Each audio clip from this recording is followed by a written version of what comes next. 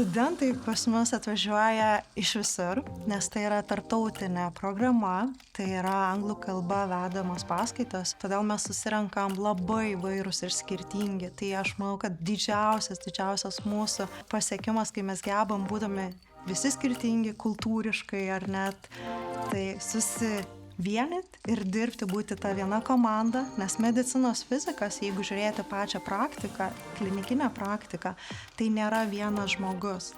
Tai yra komanda, tai yra gydytojas, tai yra medicinos fizikas, tai yra radiologijos technologas, tai yra komanda žmonių, kurie turi dirbti bendrai. Ypatingai yra tai, kad vis dėlto dažniausiai atėjęs jaunas žmogus visada nori ir siekia to paliesti tos praktikos, sužinoti, kaip yra iš tikrųjų. Gerai gausiu teorinės žinias, bet kas toliau?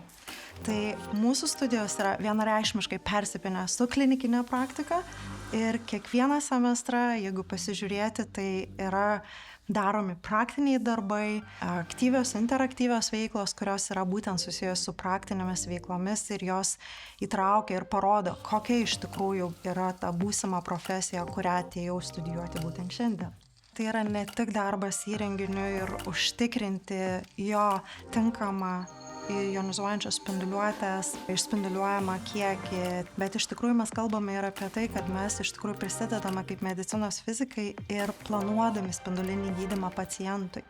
Tai yra šitokie dalykai, kurie tikrai įveda ne tik į tai, kad mes parengiam įrangą darbui, bet ir užtikrinam, kad gydymas vyktų sklandžiai ir saugiai.